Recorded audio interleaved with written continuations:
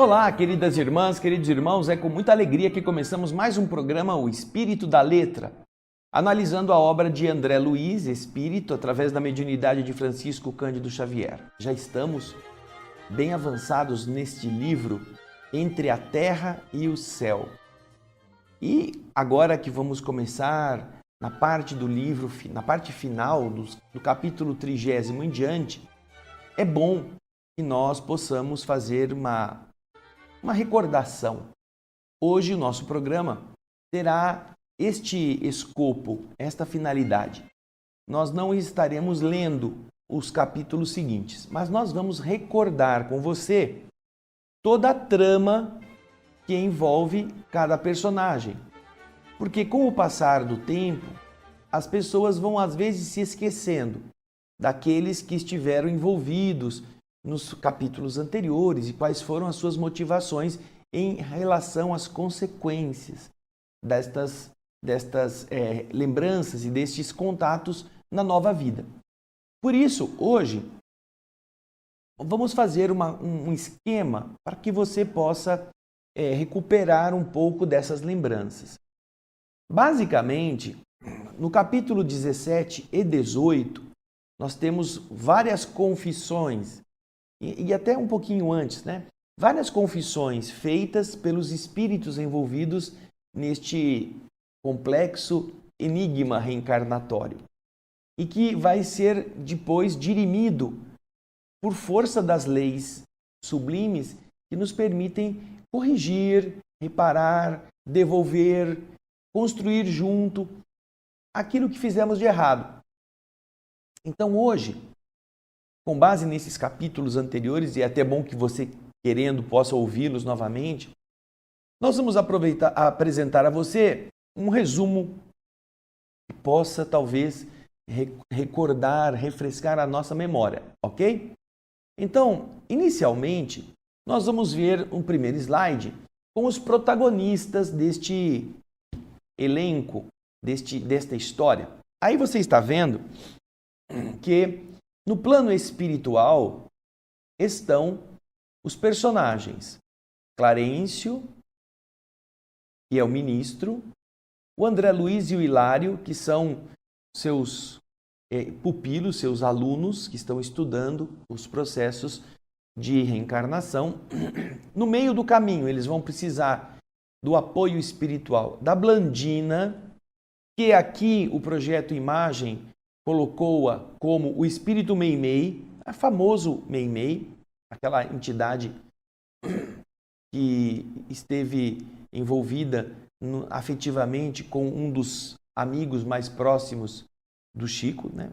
A Meimei, e também o espírito Clara, que nós já vimos, é a entidade responsável por ajudar a amolecer essas sensações de ódio, de perseguição de alguns dos personagens. Então, estes estão no plano espiritual e você já sabe deles porque eles não estão mudando, eles são fixos. Depois, nós vamos começar a ver os personagens descritos neste livro. Aí, o livro começou com uma oração de uma menina, a Evelina. Ela estava em seu quarto, pensando na sua mãezinha e orando, pedindo ajuda para a sua mãe. Esta oração não pôde ser atendida pela mãe, mas ela deu início a todo o texto, o contexto da história, porque chegando lá em cima, onde está Clarencio, a oração de Evelina suscita no ministro a necessidade de vir à Terra para conhecer o drama que está envolvendo a jovem. Esta jovem Evelina é um espírito que estava ligado ao núcleo do nosso lar. Nosso lar havia sido a instituição que patrocinara a reencarnação de Evelina e daqueles entes queridos. Então agora Evelina está pedindo ajuda. Na sequência, você vai ver que ela faz parte desta família. O seu pai, o Amaro, era viúvo e havia se casado com Zulmira. Essa Zulmira está aí na condição de segunda esposa. E também existe a personagem que vem a seguir, que é a Odila. A Odila está no plano espiritual. Está ali acima daquele risco branco, tá vendo? Esta separação nos ajudará a entender as dimensões em que estão as personagens, né? A Evelina, então, fez uma oração pedindo a ajuda da Odila. A Odila, que era a primeira esposa, havia morrido. E esta oração, Odila não pôde atendê-la. Depois desta sequência, nós vamos para o próximo slide, onde você vê também a figura de Júlio. Júlio era o irmão de Evelina. Este garoto já agora está do outro lado da linha branca, aí está do outro lado da vida. Ele desencarnou num descuido de Zulmira. Ele morreu afogado.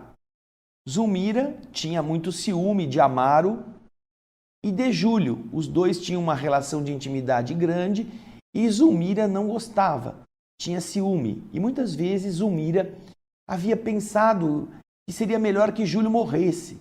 Aqueles ciúmes, né, que tornam a pessoa insana, porque é natural que o pai e o filho tenham uma ligação. A segunda esposa é quase que uma novidade no relacionamento familiar, é uma estranha que chegou. E ela não gostava desse relacionamento de amizade profunda, de dependência, de carinho, que Júlio tinha com Amaro. E então, num dia em que eles estavam na praia, Zulmira resolveu não matar o menino, mas deixar o menino solto, assim, para que o menino morresse, afogado na praia. Ao invés de prestar atenção no menino, ela fez de conta que não viu, o menino foi levado por uma onda e quando ela se deu conta, começou a gritar, o menino já tinha se afogado. Então você vê que Júlio está do outro lado e isso foi um dos motivadores nesta sequência de Odila, Evelina, Amaro e Júlio. Odila, que é o espírito que já tinha desencarnado e que naturalmente não gostava de ter o seu lar tomado por uma intrusa. Odila, ainda mais revoltada porque vê que Zulmira não cuidara como devia do seu filho, Júlio, fazendo com que Júlio fosse, por outro lado da vida. Ela então passa a atacar Zulmira. Odila se coloca como uma perseguidora, uma obsessora. E Zulmira, que sabe o que foi que desejou, que teve ódio no coração, mesmo que ela não tivesse estrangulado o menino, Zulmira, pela consciência culpada, ela entra em vulnerabilidade vibratória. Odila a ataca e ela não tem defesa, porque ela não tem inocência. Ela foi realmente quem desejou a morte. E isso abre a sintonia do mal com o mal. Alguém que carrega a consciência culpada estará sempre vulnerável às acusações, sejam dos que estão encarnados, seja ainda mais grave daqueles que estão do outro lado da vida, que nos conhecem autenticamente. Então, Odila passou a atacar Zulmira e Zulmira estava num processo de obsessão que a levava ao leito. Da mesma forma, Odila influenciava Amaro para que ele não gostasse mais da segunda esposa. Fazia de tudo para estragar a união, porque ela achava que Zulmira era uma intrusa. E Amaro, com isto, também fica frio com a segunda mulher. E piorada esta situação pelo fato da segunda mulher ter ficado responsável pelo menino e o menino ter morrido nas suas mãos. Então essa decepção gera um clima de estranheza, de afastamento, o que contribui para Zulmira ficar ainda mais abatida. Então este foi o primeiro núcleo de personagens que aqui neste livro começa a entretecer a sua relação. Então, Evelina pedindo ajuda para Zulmira, que está doente, o seu pai que está desarvorado, lembrando-se de sua mãezinha, que ela não sabe que é a pior das entidades nesse grupo, que está produzindo tudo isso, ela faz uma oração e pede ajuda de Odila, que obviamente não pode ajudar. A sua prece, porém, é tão candente, tão sincera, que ela vence as barreiras vibratórias mais baixas e atinge os departamentos responsáveis por recolher as orações que tenham este teor mais elevado em nosso lar. E é então que chega a informação até Clarencio, que vem à Terra para examinar o fato. Agora nós vamos ver, na sequência, a imagem do próximo slide, onde começa a haver já uma explicação, uma constatação dos porquês destes eventos, envolvendo a convivência desses mesmos seres no período da Guerra do Paraguai, que vai lá de 1860 e um pouco até um pouco mais, não é? Aí nós vemos quem? Nós vemos os personagens que na Guerra do Paraguai estão envolvidos nesta trama. O primeiro deles é o próprio Amaro, o pai de Evelina. Na Guerra do Paraguai se chamava Armando. Ao lado de Armando havia um outro amigo, cujo nome era José Esteves, lá na Guerra do Paraguai. Vocês estão vendo o nome da encarnação anterior em vermelho. E que nesta vida se chama Mário Silva. Ele é enfermeiro nesta encarnação como Mário Silva e havia sido enfermeiro também na outra, José Esteves. E o Júlio é o espírito que também viveu na Guerra do Paraguai, com esse nome, Júlio. Nós vemos então, na Guerra do Paraguai, estes três como amigos no conflito.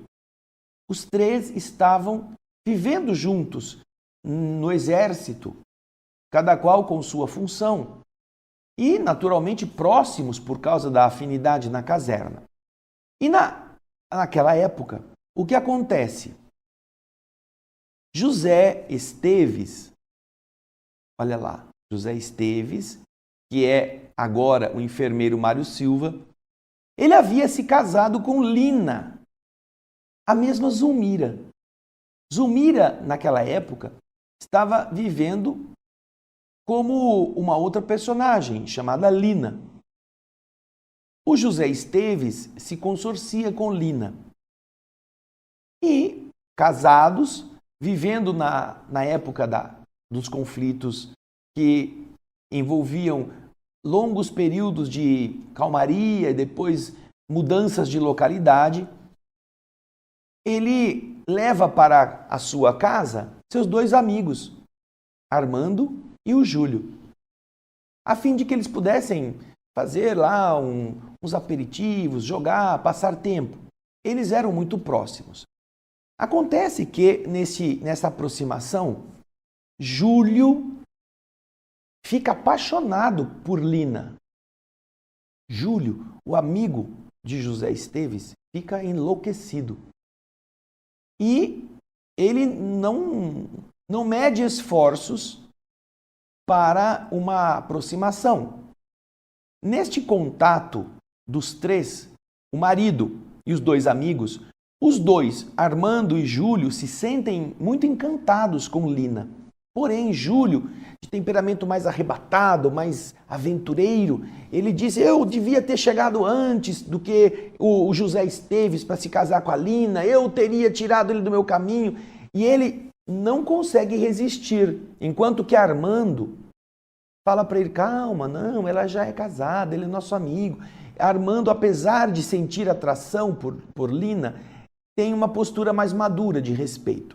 Júlio, porém, ataca e se confessa a Lina. E com todas as suas promessas, o seu galanteio juvenil, ele consegue que Lina aceda aos seus galanteios. Lina, portanto, se envolve com Júlio. Lina é a Zulmira, agora. E Júlio é o Júlio, rapaz da época da Guerra do Paraguai, que começa a ter um caso com a esposa do seu amigo. Então, em uma certa noite, o amigo volta e encontra os dois abraçados e descobre o caso extraconjugal. E o que faz então a Lina, que era a mulher, o pivô deste núcleo amoroso? Você vai ver que Lina, ela repudia o seu marido.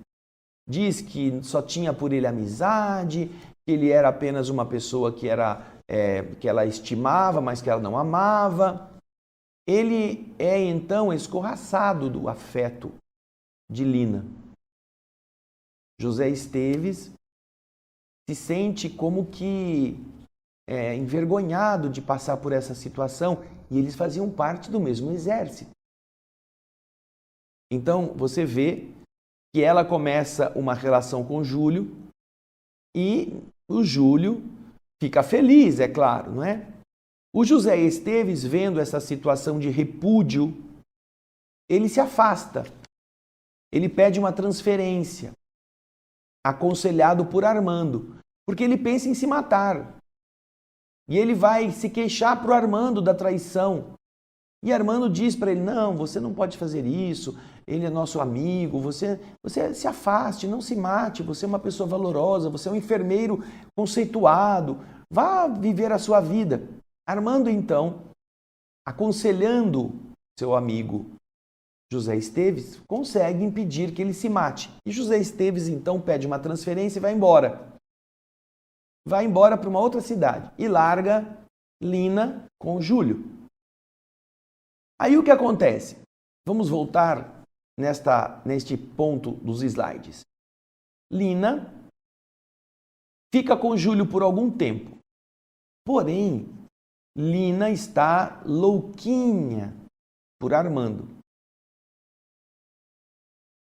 E, apesar de estar se relacionando aventureiramente com Júlio, ela começa a abordar Armando, confessando-se apaixonada por ele. Nem José Esteves, nem Júlio eram capazes de preencher o seu carinho. Armando se vê então pressionado pelo afeto daquela moça que ele tinha atração. Ele tenta fugir dela. Ele pede para ser colocado como guarda no palácio no período da noite para fugir dos ataques de Lina, do assédio da mulher. E lá ele fica resistindo. Porém, uma noite, Lina se veste como uma mulher do povo, vai até o palácio e realmente se confessa. Ela estava apaixonada, estava isso, estava aquilo, aquele outro. Ela fica assim nas mãos de Armando. E Armando, nesse momento, não consegue mais resistir. Passa a ter relacionamento com Lina. Armando é o Amaro. Lina é a Zulmira. Eles começam um relacionamento. E aí o que acontece? Vamos para o próximo slide? Mário Silva, como eu disse, ele foi embora. Ele vai embora daquela cidade. E vai num outro encontro, no destino para onde ele se dirige, encontrar-se com uma cantora chamada Lola Ibahuri. Lola Ibahuri é uma mulher sedutora, uma mulher inspiradora, uma mulher arrojada. Ele então, José Esteves, inicia um relacionamento com Lola Ibahuri. Enquanto isso, a Lina larga o Júlio e vai se engraçar com o Armando, e o Armando, depois de muita resistência, acaba cedendo aos seus impulsos.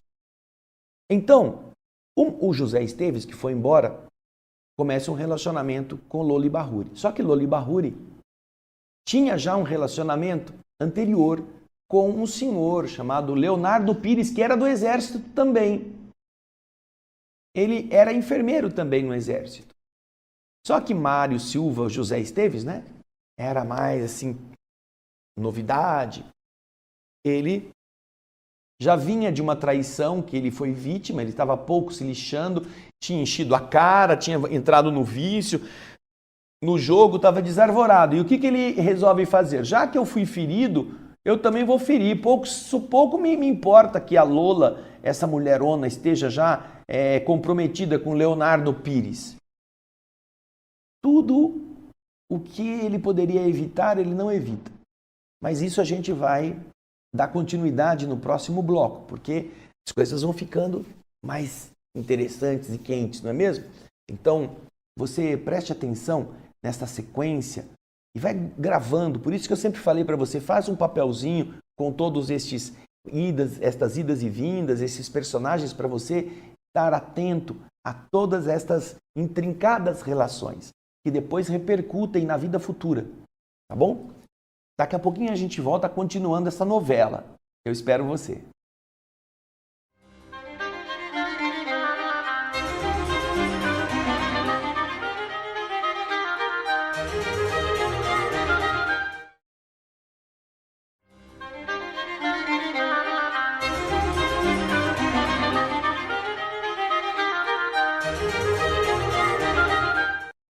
Olá, queridas irmãs, estamos de volta com a continuação deste recordar na história tão intrincada desses personagens. Quando você vai lendo, é bom quando você vai anotando, não é? Porque assim você não se perde. E eu estou falando para você fazer a minha anotação aqui, Também tem um monte de coisinha anotada, Tá vendo, Olha lá. Para você saber o que cada um foi. Agora, nós vamos voltar ao slide, que foi o último do bloco anterior. Você vê que José Esteves, depois que Zulmira o repudiou para ficar com Júlio, José Esteves foi embora. E quando ele chegou no destino, numa outra cidade, ainda como membro do exército, ele era enfermeiro, muito conceituado, ele entrou em uma situação de depressão, começou a encher a cara, a beber, frustrado por ter sido trocado, o orgulho de homem ferido. E a partir daí ele não teve mais nenhum escrúpulo. Ninguém teve cuidado comigo, eu também não vou cuidar de ninguém. Encontrou a tal da Lola Ibarruri e começou a dar em cima dela. Mas Lola tinha um relacionamento com um outro homem, também do exército brasileiro. O nome dele era Leonardo Pires. Este homem também trabalhava como enfermeiro em uma outra área e ele era apaixonado pela Lola. Só que Lola começa a ter um relacionamento com José Esteves na ausência de Leonardo. José Esteves passa a fazer com a Lola o que o Júlio havia feito com a Lina. Ele acha que ele tem o direito de fazer isto. Leonardo, o que acontece com Leonardo? Leonardo, ele sabe, porque ele presencia uma cena suspeita, ele sabe que Lola o está traindo, porque ele tinha comprado uma chácara para viver com Lola, ele estava fazendo planos para ser a sua família, e um belo dia, quando ele chega, ele vê Mário Silva, o José Esteves, saindo sorrateiramente, fugindo de um encontro íntimo com a sua mulher. Nestas condições, o que acontece? Ele fica indignado. Porém, ele não fala nada para José Esteves, que ele está sabendo. E logo depois, em uma festividade, eles são militares do mesmo exército. O José Esteves não tem ideia que o Leonardo sabe que ele está traindo, ele está se tornando o amante da mulher do Leonardo. E o Leonardo, então, numa festividade, convida ele para almoçar. Vamos comer alguma coisa. E eles vão para uma taverna, ficam lá se divertindo, falando as bobagens do que os militares falam, como se fossem amigos. O José Esteves nem desconfia. Porém, quando chega a hora de tomarem o vinho, porque vão comer alguma coisa, o Leonardo Pires joga veneno no vinho. Então, quando o José Esteves toma o vinho, começa a passar mal.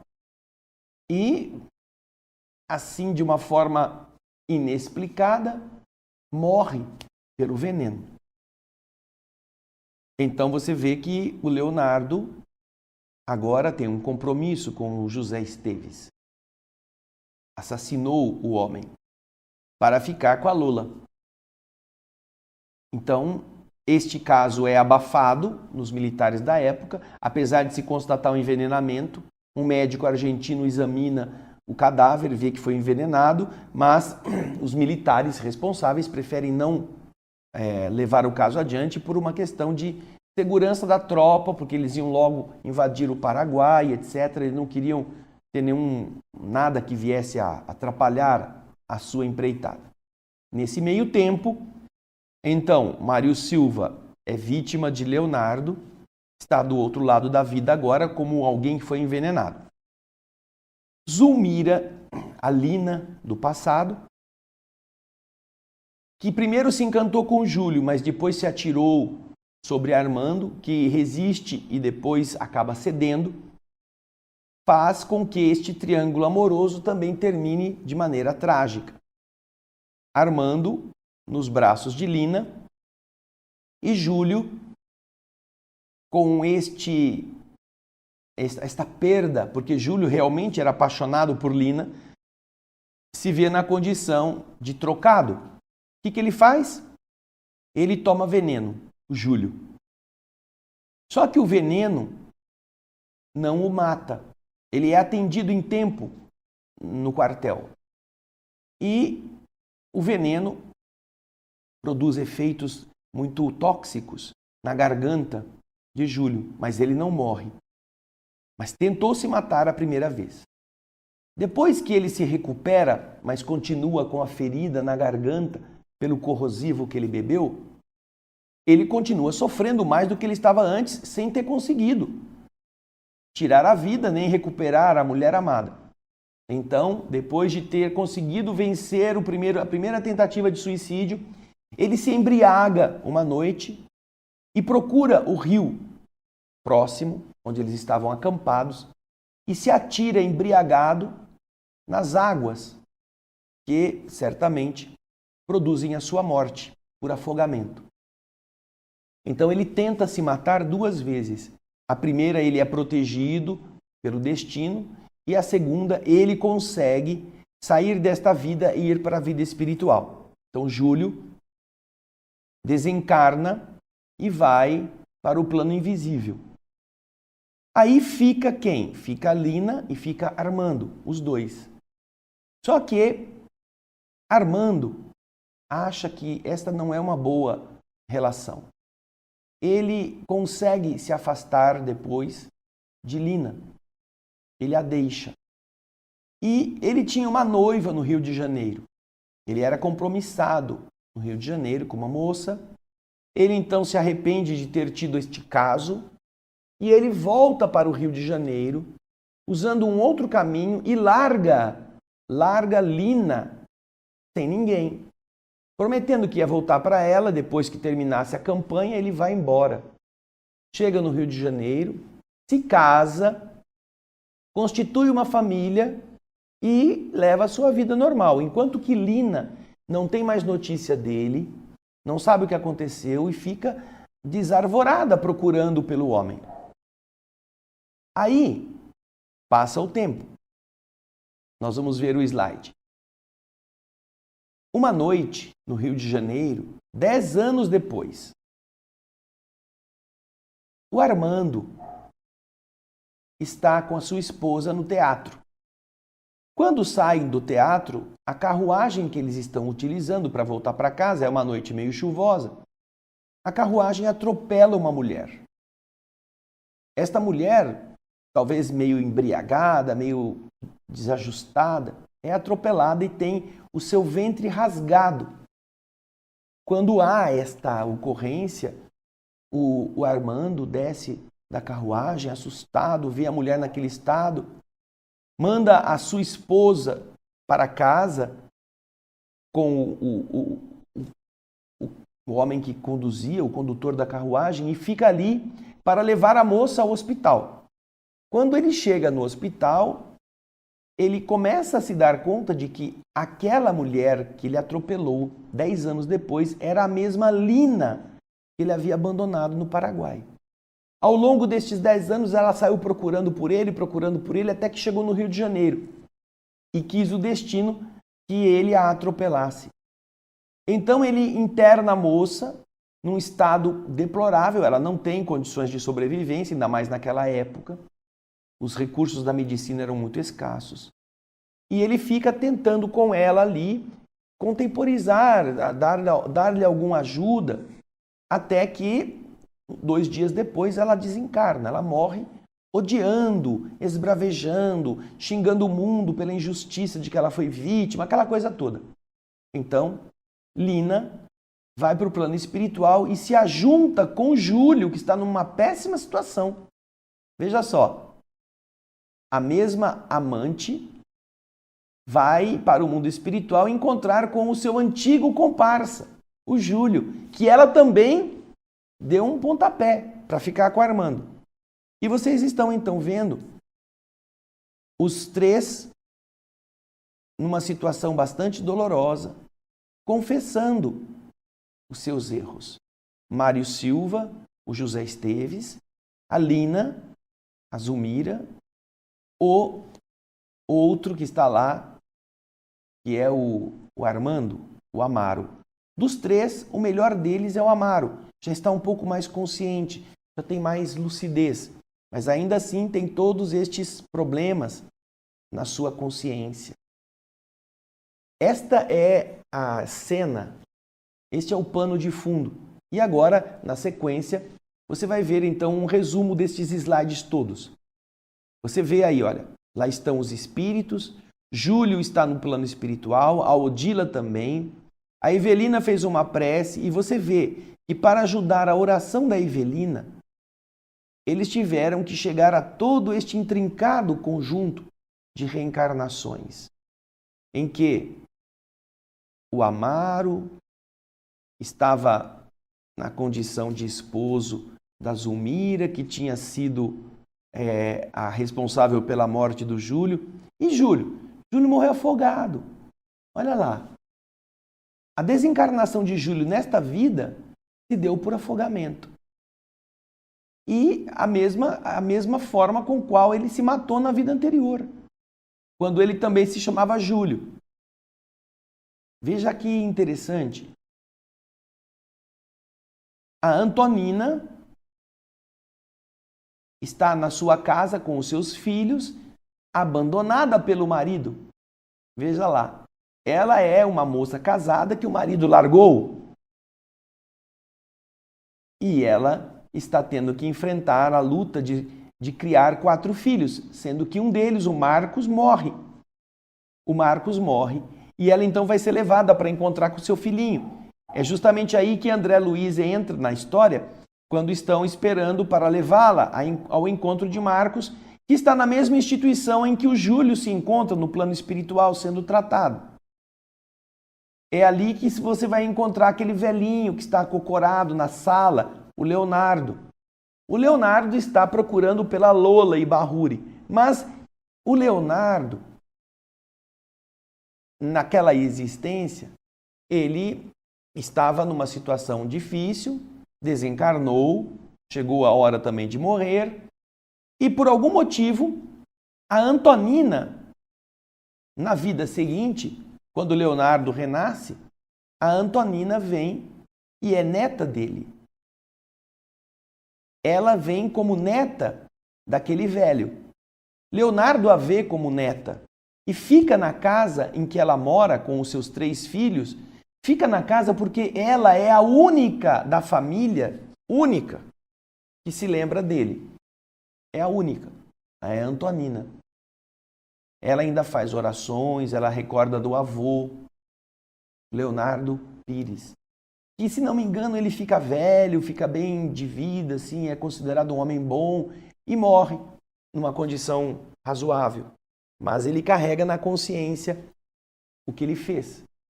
O assassinato de seu amigo por envenenamento. Então ele fica na companhia de Antonina, sonhando com a Lola, sem saber que se trata da mesma criatura. E o espírito Mário Silva já está reencarnado, mas o velhinho Leonardo ele vê o seu algoz, José Esteves, vindo cobrar dele. Ele tem verdadeiras crises quando ele está conversando com o André Luiz, com o ministro Clarencio. Ao contar a sua história, ele tem crises, ele está meio esquizofrênico, ele está meio alucinado. E a imagem do rapaz que ele matou vem toda hora cobrar dele, como se fosse se vingar dele. Então, Leonardo tem uma ligação com Antonina, que tem uma ligação com Mário Silva, que por sua vez teve uma ligação com Zulmira, com Júlio e com Amaro. Olha só. E então, quando você vê tudo isto, você observa uma coisa interessante, que há em todos nós, não apenas aquilo que você conhece, vinculando você e as pessoas da sua convivência. Há sempre um motivo para você estar onde está com as pessoas que está. E este motivo, certamente, não é o de você trair ou prejudicar esses compromissos com leviandade. Mesmo que você esteja com uma pessoa difícil, mesmo que haja obstáculos que você precisa vencer, lembre-se que a justiça do universo é muito precisa. Ela é mais precisa do que as leis da física. E aquilo que você está enfrentando, seja na alegria de conviver com uma pessoa amorosa, com uma pessoa com quem você tem afinidade, seja com o dissabor de ter que enfrentar obstáculos na convivência com pessoas intratáveis, com pessoas difíceis, saiba que você tem algo a fazer aí. E o pior que você pode fazer é atacar a pessoa, seja como mãe e filho, como pai e filho, atacar, achar que não presta, mandar embora, tratar com desdém. Ou fazer de conta que não tem nada, que a culpa não é sua. Você não estaria passando pelas aflições que está vivendo afetivamente se você não precisasse delas. Se você não as tivesse causado. Tanto que agora você vê, Amaro agora está casado com Zulmira. Amaro e Zulmira agora são marido e mulher, ela é a segunda esposa. Mas eles estão recuperando a afetividade que eles viveram no passado. A Odila ainda não aparece nessa história, nem a Evelina, mas talvez sejam espíritos que tiveram alguma ligação também. A ligação entre Leonardo, Antonina e Mário Silva é conhecida. Você vê como esses personagens estão todos intrincadamente envolvidos nessas tramas. E o mundo espiritual está tentando ajudar a todos. Eu não sei se nós temos mais algum slide na sequência. Não, esse é o último, André. Esta realidade nos ensina que todos nós temos um motivo para passar por isso. E às vezes até mesmo aquilo que as pessoas chamam de traição, de pular a cerca, na verdade, foram o quê? Foram reaproximações fora das uniões formais entre pessoas que eventualmente tinham afinidades de outras vidas. Não para que essas afinidades fossem retomadas de maneira clandestina. Só que quem convence as pessoas quando ficam assim encantadas? Deveria ser o bom senso. Não, eu já sou casado, eu tenho filhos. Eu já sou casada, eu tenho que cuidar da minha família. Então, esta noção de que você pode retomar a felicidade do passado é muito perigosa, porque todos os que acabam fazendo isso voltam a infringir aqueles mesmos limites que no passado tinham já fraudado. E precisarão, às vezes, passar por sofrimentos. Eu conheço pessoas que se encantaram com pessoas casadas, que fizeram de tudo para tirá-los do casamento, e depois que se uniram, naqueles momentos de euforia dos primeiros encontros, começaram a viver juntos e perceberam que não eram companheiros adequados. E voltaram a ser do jeito que eram e passaram. Só que agora tem a consciência culpada. Então, algumas dessas pessoas me dizem, eu sei que eu não mereço ser feliz. porque eu fiz a infelicidade da fulana, eu tirei o marido dela. Agora, anos depois, a gente não está se dando bem, mas eu sei que eu mereço isso. Eu não fiz o que era correto. Essa noção é justamente aquilo que o mundo espiritual tenta fazer você não correr o risco. Esforce-se para ou romper de maneira lícita um relacionamento antes de começar outro, mas tenha certeza, mesmo quando você rompe de maneira lícita, você às vezes está adiando um compromisso que você assumiu por sua própria vontade. E a relação afetiva que você teve, como foi o caso de Amaro ou do Armando com a Lina, que ele largou, voltou para o Rio, se casou, constituiu família, 10 anos depois, o destino, entre aspas, traz aquela mulher abandonada para que ele visse as consequências. Ele ainda fez o máximo que pôde para diminuir a sua dor nos últimos dias.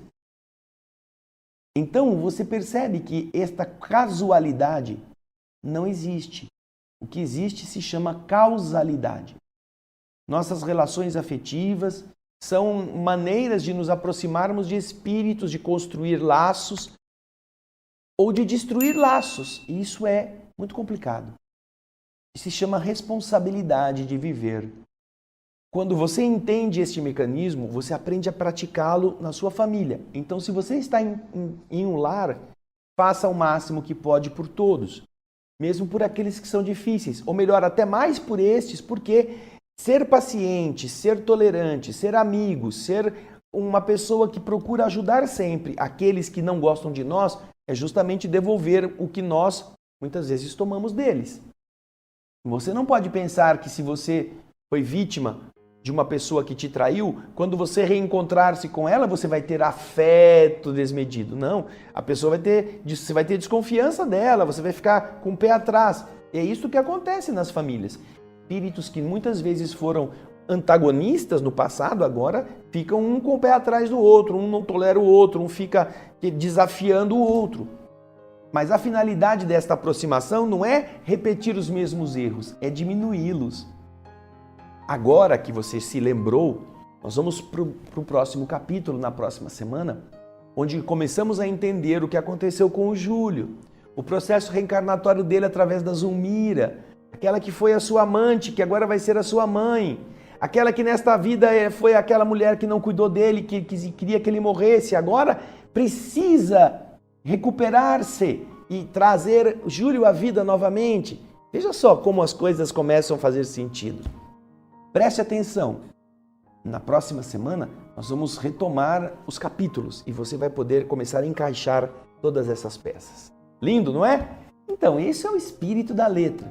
Obrigado pelo seu carinho, obrigado ao Projeto Imagem, que também nos ajuda com esses esclarecimentos visualmente falando. E nós esperamos você no nosso próximo programa, o capítulo 30.